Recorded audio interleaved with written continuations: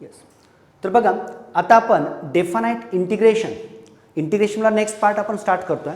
तर डेफानाइट इंटिग्रेशन म्हणजेच काय बघा, तर इंटिग्रेशनचाच हा प्रकार आहे. कारण इंटिग्रेशनचे आपण दोन प्रकार बघितले होते. एक आहे तो indefinite integration and second is a definite integration.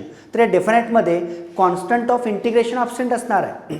तर तो का अब्सेंट असतो, तर बघा इथं integration a to b f dash x d x, तर एफ डॅश एक्सचं इंटिग्रेशन एफ ऑफ एक्स येतं आणि मग आपण एक्सच्या जागी काय करतोय, upper limit b minus lower limit a ठेवतोय.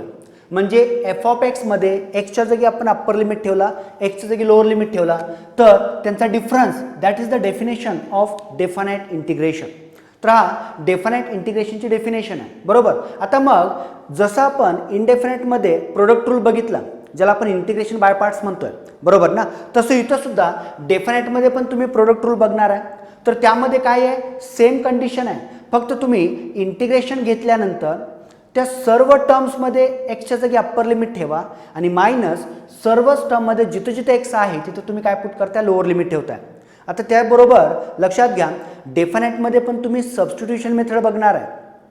मग इनडेफिनाइट आणि डेफिनाइटमध्ये काय फरक आहे, तर इनडेफिनाइटमध्ये आपण काय करायचो, समजा एखाद्या फंक्शनबद्दल टी पुट केला तर इंटिग्रेशन घेतल्यानंतर सगळ्यात शेवटी आपण टीच्या जागी काय पुट करायचं, त्याची व्हॅल्यू रिसबस्टिट्यूट करत होतो. बरोबर. पण इथं तसं नाही आहे. डेफिनाइटमध्ये तुम्हाला काय करायचं आहे बघा, जेव्हा तुम्ही एखाद्या फंक्शनबद्दल टी पुट केलात तर इथं रेंज असणार आहे. रेंज कोणाची असणार आहे, त्या व्हेरिएबलची एक्सची रेंज असणार आहे.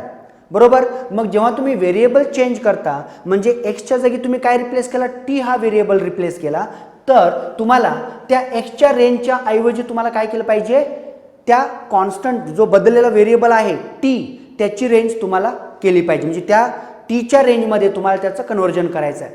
बरोबर. म्हणजे या पद्धतीनं डेफिनाइटमध्ये पण तुम्ही सबस्टिट्यूशन मेथड बघता. फक्त इथं बदल काय होतोय, या ठिकाणी टीच्या जागी तुम्हाला अप्पर आणि लोअर लिमिट हे बदलायचे, टीच्या फॉर्ममध्ये कन्वर्ट करायचे आहेत. जे तुम्हाला एक्सच्या फॉर्ममध्ये दिलेत ते तुम्ही टीच्या फॉर्ममध्ये कन्वर्ट करताय. बरोबर.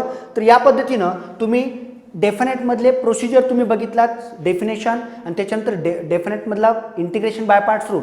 आता या डेफिनाइट इंटिग्रेशनचे जे एक्झाम्पल्स आहेत जे कॉम्पिटेटिव्हला विचारले जातात, सीईटीला किंवा जेडब्ल्यूला, तर मोस्टली त्या एक्झाम्पल्समध्ये या प्रॉपर्टीजचा यूज मॅक्झिमम होतोय. ज्या प्रॉपर्टीज मी इथं समोर लिहिलेल्या आहेत त्याचा यूज आपल्याला मॅक्झिमम करावा लागतोय आणि त्याचा यूज करून आपल्याला एक्झाम्पल सॉल्व्ह करायचे आहेत. आता आपण वन बाय वन प्रॉपर्टीज बघूया. पहिली जी प्रॉपर्टी आहे a to b f of x d x. आता तिथं काय केलं, जर व्हेरिएबल जर मी चेंज केला मात्र रेंज तीच ठेवली तर त्या इंटिग्रेशनच्या व्हॅल्यूमध्ये काहीसुद्धा बदल होत नाही. आणि लक्षात घ्या इथं डेफिनाइटमध्ये जे काय आन्सर्स येणार आहेत ते तुमचे कॉन्स्टंट फॉर्ममध्ये आन्सर येणार आहेत, जे की आपले इनडेफिनाइटमध्ये व्हेरिएबल फॉर्ममध्ये आन्सर्स येत होते. बरोबर. मग आता पुढची property a to b f of x d x, जर तुम्ही लोअर आणि अप्पर लिमिट जर चेंज केलात, लक्षात घ्या इथं एला आपण काय म्हणतो, लोअर लिमिट म्हणतोय, बीला आपण अप्पर लिमिट म्हणतोय. जर आपण लोअर आणि अप्पर लिमिट चेंज केलं तर काय होतं, त्या इंटिग्रेशनचं साईन बदलतं. म्हणजे a to b f of x d x काय होणार आहे, minus b to a f of x d x. बरोबर. नंतर थर्ड काय बघा, ए टू बी यामधला त्या इंटिग्रलमधला कुठलाही एखादा दुसरा पॉईंट घेतलात तर तुम्ही दिलेलं इंटिग्रल ए टू बी दोन इंटिग्रलच्या ॲडिशनच्या फॉर्ममध्ये काय करू शकता, कन्वर्ट करू शकता. बरोबर. नंतर एक आता ही चौथी, पाचवी आणि सहावी प्रॉपर्टी आणि सातवी प्रॉपर्टी, या चार प्रॉपर्टीज फार महत्त्वाच्या आहेत ज्यांचा यूज करून आपण एक्झाम्पल्स पुढे बघणार आहोत. आता या प्रॉपर्टीज काय आहेत, zero to a f of x d x म्हणजेच इज इक्वल्स टू काय, तर zero to a f of a minus x. याच्यामध्ये जी आपण एक्झाम्पल्स बघणार आहोत ती कोणत्या टाईपचे एक्झाम्पल्स असणार आहेत बघा, साइन पाय बाय टू मायनस एक्स काय येतं, कॉस एक्स येतं, किंवा cos pi by two minus x काय येतं, साइन एक्स येतं, tan pi by two minus x cot x येतं, किंवा कॉट पाय बाय टू मायनस एक्स काय येतं, टॅन एक्स येतं, सेक पाय बाय टू मायनस एक्स काय येतं, कोसेक एक्स येतं, तसंच कोसेक पाय बाय टू मायनस एक्स काय येतं, सेक एक्स येतं. त्या पद्धतीनं मग या प्रॉपर्टीचा यूज करून तुम्हाला ती एक्झाम्पल सॉल्व्ह करायचे आहेत. आणि लक्षात घ्या त्याचे आन्सर्स पण ठरलेले आहेत. म्हणजे इथं ही जी चौथी प्रॉपर्टी आहे ती या पद्धतीनं, म्हणजे zero to a f of x upon f of x plus f of a minus x d x असा जर फॉर्म असेल तर त्या इंटिग्रेशनची व्हॅल्यू काय येते, ए बाय टू.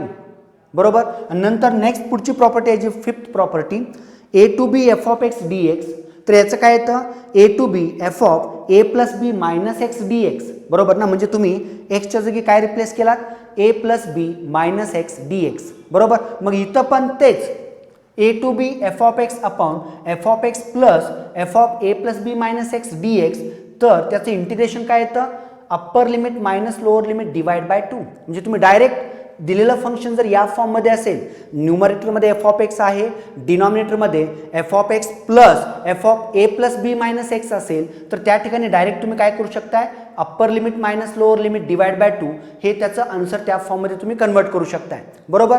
नंतर नेक्स्ट प्रॉपर्टी बघा 0 to 2a F of x d x, याचं कन्वर्जन तुम्ही 0 to a f of x d x plus 0 to a f of 2a minus x D एक्सच्या फॉर्ममध्ये करताय, बरोबर. आणि हे पण तुम्हाला त्याच पद्धतीने एक्झाम्पल सॉल्व्ह करायचे आहेत. आणि जे 7th प्रॉपर्टी आहे minus a to a f of x d x असेल, तर त्या ठिकाणी तुम्हाला दिलेलं फंक्शन इव्हन आहे का ऑड आहे ते ओळखता आलं पाहिजे. आता दिलेलं फंक्शन इव्हन किंवा ऑड आपण कसं ओळखतोय बघा. आता बघा इथं एफ ऑफ एक्स हे दिलेलं फंक्शन आहे, f of x is the given function. मग जेव्हा आपण इव्हन ऑडचा विचार करतोय तेव्हा लक्षात घ्या तुम्ही त्या व्हेरिएबलच्या जागी त्याचा मायनस निगेटिव्ह व्हेरिएबल त्या ठिकाणी रिप्लेस करा. म्हणजे इथं काय करतोय बघा, जर f of minus x f of एक्सच आला म्हणजे एक्सच्या जागी मायनस एक्स रिप्लेस करून पण जर त्या फंक्शनमध्ये काहीच बदल होत नसेल तर आपण त्या फंक्शनला काय म्हणतोय that function is a even function. आणि जर f of minus x minus f of x येत असेल म्हणजे एक्सच्या जागी आपण मायनस म्हणजे निगेटिव्ह व्हेरिएबल ठेवला आणि त्याची व्हॅल्यू जर मायनस एफ ऑफ एक्स आली तर आपण त्या फंक्शनला काय म्हणतोय ऑड फंक्शन म्हणतोय. आणि नेमकं मग जर फंक्शन इव्हन असेल तर त्याची व्हॅल्यू काय येते बघा 2 into 0 to a f of x d x येते when f of x is even. आणि जर एफ ऑफ एक्स ऑड असेल तर त्या इंटिग्रलची व्हॅल्यू काय येते 0 येते. तर या प्रॉपर्टीज तुम्हाला माहीत असतील तर एक्झाम्पल सॉल्व्ह करायला काही अडचण येत नाही. डेफिनेट इंटिग्रेशनचे एक्झाम्पल्स तुम्ही इझिली सॉल्व्ह करू शकताय. आता बघा यामधल्या ज्या काही ट्रिक्स आहेत त्या पहिल्या 2 ट्रिक्स आपण एक्सप्लेन केलेल्या आहेत. नंतर 0 to π/2 log tan x असेल किंवा 0 to π/2 log cot x dx असेल तर त्या इंटिग्रेशनची व्हॅल्यू डायरेक्ट तुम्ही काय लिहू शकता 0 लिहू शकता. जर इंटिग्रेशन 0 to π/2 log sin किंवा 0 to π/2 log cos असेल तर त्याचा आन्सर -π/2 log 2 आहे. आणि जर 0 to π/2 log cosec x 0 to π/2 log sec x असेल तर त्याचा आन्सर पण π/2 log 2 च्या फॉर्ममध्ये आपण काय करतोय कन्वर्ट करू शकतोय. तर बघा या प्रॉपर्टीचा यूज करून आपण आता इथं काही एक्झाम्पल्स बघणार आहोत. तर बघूया पहिले ऑब्जेक्टिव्ह आपण या ठिकाणी बघणार आहोत. सगळ्यात पहिला डेफिनेटची डेफिनेशन सर्वांना लक्षात यायला पाहिजे. Definite integration. आता बघा फर्स्ट एक्झाम्पल, जर फर्स्ट एक्झाम्पल आपण बघितलं nth root of sec x upon nth root of sec x plus nth root of cosec x d x, बरोबर ना. आता या एक्झाम्पलमध्ये एफ ऑफ एक्स काय आहे सेक एक्स आहे. आता मग 0 to काय आहे π/2 आहे म्हणजे आपल्याला माहित आहे सेक π/2 मायनस एक्स, सेक π/2 मायनस एक्स काय येतं कोसेक एक्स येतं आणि ते इथं आहे. म्हणजे हा फॉर्म कोणता आहे बघा f of x upon f of x plus f of a minus x. आणि मग याचं आन्सर काय येतं what is answer of this answer is a/2. मग दिलेलं जे पहिले एक्झाम्पल आहे 0 to π/2 बघा एक्झाम्पल काय आहे nth root of sec x divide by nth root of sec x आणि प्लस nth रूट ऑफ तो जो कोसेक एक्स आहे तो मी कसं लिहिला sec of π/2 minus x d x. आणि मग याचं उत्तर काय येतं बघा a/2 म्हणजे π/2 डिवाइड बाय 2. मग हे आन्सर किती येतं π/4.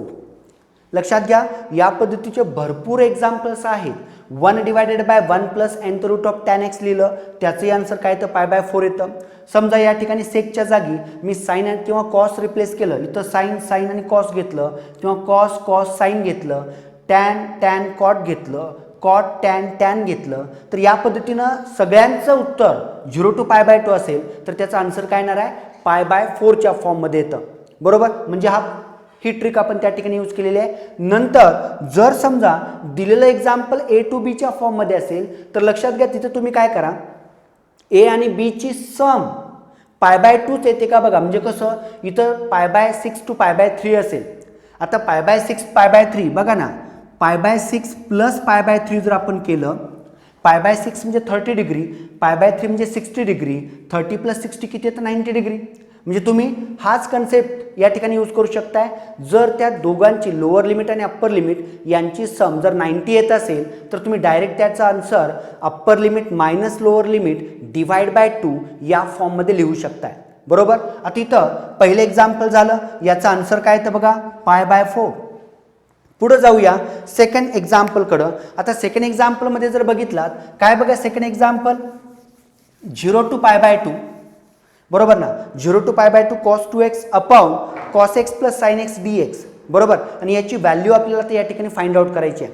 तर काय करूया, आपल्याला cos 2x चा फॉर्म्युला माहित आहे. cos 2x म्हणजे आपण cos square x minus sine square x असं लिहू शकतो. आणि परत त्याच्या पुढं a square minus b square म्हणजे काय, a minus b into a plus b, म्हणजे याचं एक्सपान्शन काय येतं cos x minus sine x आणि cos x plus sine x बरोबर ना. आता हे एक्सपान्शन आपण त्या ठिकाणी यूज करूया. म्हणजे दिलेलं इंटिग्रल कसं कन्वर्ट होणार आहे बघा, i is equals to yes 0 to π/2 हा cos x minus sine x into cos x plus sine x आणि डिवायडेड बाय किती आहे बघा, डिनॉमिनेटरमध्ये काय बघा cos x plus sine x dx आणि इथं cos plus sine get cancel. मग राहिलं काय इथं integration 0 to π/2 yes cos x minus sine x dx. आणि याचं जर आपण प्रत्येकाचं सेपरेट इंटिग्रेशन घेतलं by the rules of integration, इथं दोघांचा डिफरन्स आहे त्याचं इंटिग्रेशन आहे, आपण काय करूया प्रत्येकाचं सेपरेट इंटिग्रेशन. मला सांगा what is the integration of cos x. Yes integration of cos x is sine x आणि minus what is the integration of sine x minus cos x आणि रेंज काय बघा 0 to π/2. आता मग या ठिकाणी बघा थोडक्यात काय झालं, sine x plus cos x 0 to काय π/2. मग डेफिनेटमध्ये आपण काय करतोय, इंटिग्रेशन आपण घेतलं, सिम्प्लिफाय व्यवस्थित केलं. आता सगळ्यात शेवटी मग काय करतोय, जिथं जिथं x आहे त्या त्या ठिकाणी आपण काय करूया अप्पर लिमिट पुट करूया आणि मायनस जिथं जिथं x आहे त्या ठिकाणी आपण लोअर लिमिट पुट करूया. म्हणजे किती येतं बघा इथं sine π/2 plus cos π/2 upper limit झाला आणि मायनस लोअर लिमिट काय बघा साइन 0 प्लस cos 0 आणि मग हे जर आपण सिम्प्लिफाय केलं तर किती येतं बघा, व्हॉट वी गेट आपल्याला माहित आहे साइन π/2 ची व्हॅल्यू किती येते बघा 1 cos π/2 0 आणि प्लस साइन 0 0 आणि cos 0 1 म्हणजेच किती येणार आहे 1 मायनस 1 व्हॅल्यू किती आली 0. So the solution of the given integral is 0. So which answer is correct, C is the correct option. बरोबर. आता त्याच्या पुढं थर्ड एक्झाम्पल जर आपण बघितलं, लक्षात घ्या जर दिलेल्या डेफिनाइट इंटिग्रेशनची range minus constant to plus same constant असेल तर अशा वेळी तुम्ही एक करायचं, ते दिलेलं फंक्शन इव्हन आहे का ऑड आहे ते चेक करायचं. आता ते कसं चेक करणार आहोत, जर तुम्ही एक्सच्या जागी मायनस रिप्लेस केलात आणि जर f of minus x minus f of x येत असेल तर it is a odd function. F of minus x जर एफ ऑफ एक्सच येत असेल तर it is a even function. मग इव्हन असेल किंवा ऑड असेल तर त्यानुसार मग ही पुढची जी प्रॉपर्टी आहे लास्ट प्रॉपर्टी ती तुम्हाला त्या ठिकाणी यूज करायची आहे. आता बघा दिलेलं फंक्शन जे आहे ते आपण इव्हन किंवा ऑड ते अगोदर चेक करूया. आणि जर ते फंक्शन इव्हन असेल तर आपल्याला इंटिग्रल सॉल्व करावं लागणार आहे आणि जर ते फंक्शन ऑड आलं तर मात्र आपलं आन्सर डायरेक्टच काय येणार आहे 0 येणार आहे.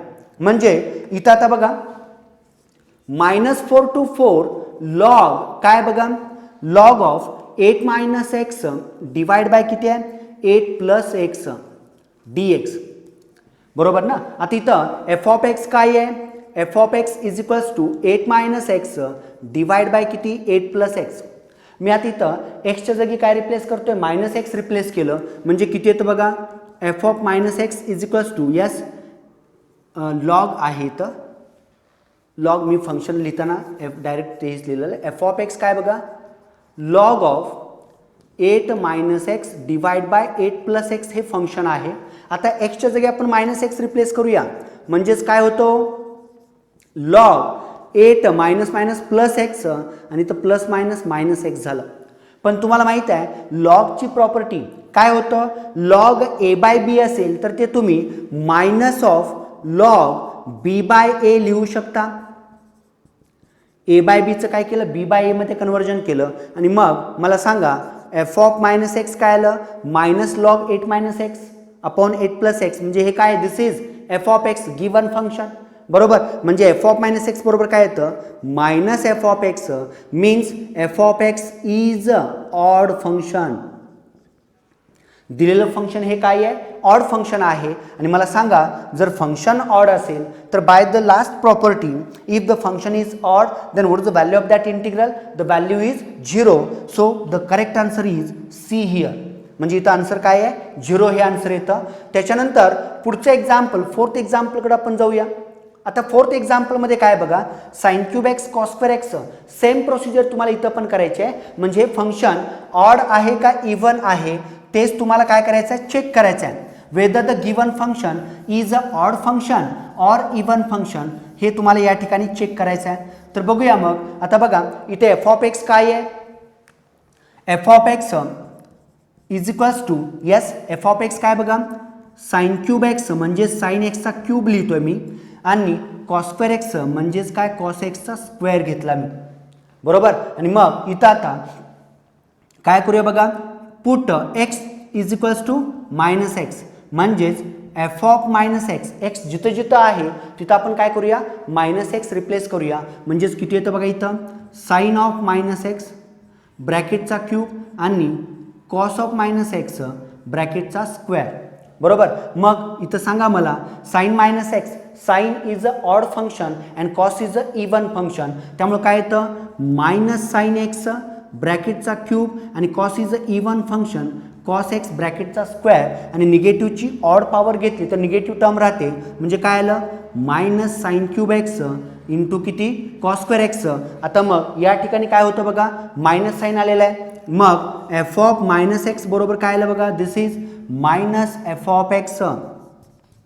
आता f of minus x is equals to minus f of x आलं तर ते फंक्शन कसं असणार आहे, that function is a odd function. त्यामुळे इथं पण याची व्हॅल्यू काय येणार आहे बघा, 0, कारण ते फंक्शन कसं आहे, ऑड फंक्शन आहे. आता त्याच्यानंतर पाचवं जे एक्झाम्पल आहे त्या एक्झाम्पलमध्ये आपल्याला काय करायचं आहे बघा, सबस्टिट्यूशन मेथड यूज करायची आहे डेफिनाइट इंटिग्रेशनमधली. लक्षात घ्या, प्रॉपर्टीज व्यवस्थित लक्षात ठेवा कारण त्या प्रॉपर्टीचा यूज करून तुम्हाला एक्झाम्पल सॉल्व्ह करायचे. आता त्या एक्झाम्पलमध्ये काय करायचं बघा, I is equals to what the given 0 to 1/2 x into sine inverse x divide by किती आहे, root 1 minus x square d x. आता मी तुम्हाला सांगितलं जेव्हा आपण इनडेफिनाइटमध्ये सबस्टिट्यूशन मेथड यूज करायचो तेव्हा सगळ्यात शेवटी आपण आलेलं आन्सर टीच्या फॉर्ममधलं त्याचं कन्वर्जन आपण काय करायचं, एक्सच्या फॉर्ममध्ये करत होतो. पण इथं तुम्हाला काय करायचं आहे, जरी तुम्ही टी ठेवलात तर तुम्हाला रेंज पण टीचीच कन्वर्ट करायची आहे. म्हणजे कसं बघा, आता इथं मी काय करतो, put sine inverse x is equals to t. आता जर साइन इनवर्स एक्स बद्दल टी ठेवलं तर एक्स काय होतं बघा, साइन टी. बरोबर, आणि डेरिव्हेटिव्ह घेऊया d by d x of sine inverse x बरोबर काय, d t by d x. बरोबर, what is the derivative of sine inverse x, 1 by root 1 minus x square d x is equals to काय आलं, D t. बरोबर, म्हणजे आता मग हे झालं सबस्टिट्यूशन. आपण इंडेफिनाइटमध्ये पण याच पद्धतीनं सबस्टिट्यूशन मेथड यूज केलेली आहे. पण आता इथं रेंज आहे, ही जी रेंज आहे ती कोणाची रेंज आहे, एक्सची आहे.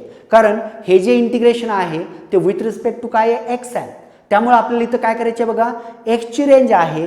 जर आपण व्हेरिएबल चेंज केला तर आपल्याला त्या व्हेरिएबलचीच रेंज त्या ठिकाणी कन्वर्ट केली पाहिजे. आता बघा मग इथं काय होतं, when x is equals to 0 म्हणजे जर एक्सचं लोअर लिमिट घेतलं तर एक्स बरोबर 0 म्हणजेच काय होणार आहे बघा, t is equals to sine inverse 0. आणि तुम्हाला माहित आहे साइन इनवर्स 0ची व्हॅल्यू किती येते, 0 येते. म्हणजेच टीचा लोअर लिमिट काय झाला, 0. मग एक्सचा लोअर लिमिट 0 आहे, टीचा पण लोअर लिमिट 0 झाला.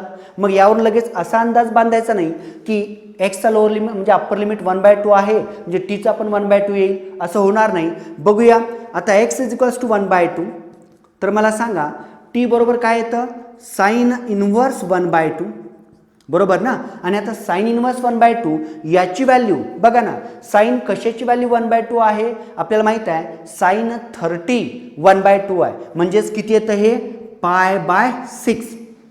मग याचा अर्थ काय झाला, टीचं अप्पर लिमिट काय येतं π/6, कारण साइन 30 1/2 आहे. म्हणजे बघा एक्सचं लोअर लिमिट 0 होतं, टीचं पण 0 झालं, एक्सचं अप्पर लिमिट 1/2 आहे तर टीचं अप्पर लिमिट π/6 झालेलं आहे. मग या सगळ्या व्हॅल्यूज आपण दिलेल्या इंटिग्रेशनमध्ये पुट केल्या तर काय होतं बघा, आता लक्षात घे तर रेंज बदलली पाहिजे, 0 to काय येतं π/6. मग व्हॅल्यूज ठेवा, एक्स म्हणजे काय आहे sine t, sine inverse x म्हणजे काय आहे टी, म्हणजेच sine t into t 1/√1 - x² dx म्हणजे काय आहे dt. आणि बघा मग इथं आपल्याला इंटिग्रेशन बाय पार्ट्स हा रूल यूज करायचा आहे. त्यासाठी सेम जसं आपण इंडेफिनाइटमध्ये लायट रूल यूज केला, या ठिकाणी पण तुम्हाला लायट रूल यूज करायचा आहे. L for logarithmic, I for inverse, A for algebraic, T for trigonometric आणि E फॉर एक्सपोनेन्शियल.